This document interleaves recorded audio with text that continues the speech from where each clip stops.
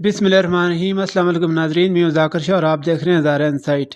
नाजरीन, आपको याद होगा कि 2 रोज़ कबल थाना खगान के दूर तरखान खुई जरैद में 16 साल अब्दुल शाह वल्द सदाकत शाह को कत्ल कर दिया गया था।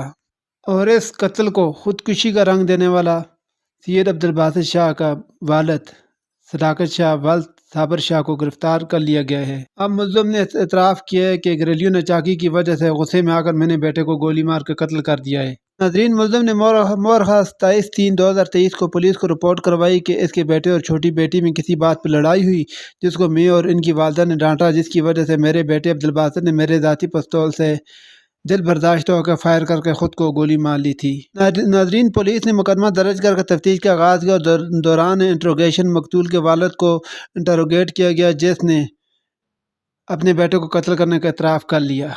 गुड जॉब के पी पुलिस। अर्ज करता चलूँ कि सदाकत भाई का चंद लम्हों का गुस्सा बहुत सारी ज़िंदगियों पर सवालिया निशान खड़ा कर गया। माशरे में अदम बर्दाश्त बढ़ता जा रहा है और इसलिए आए रोज़ कत्ल, डकैती, झगड़े, फसाद भी बढ़ते जा रहे हैं।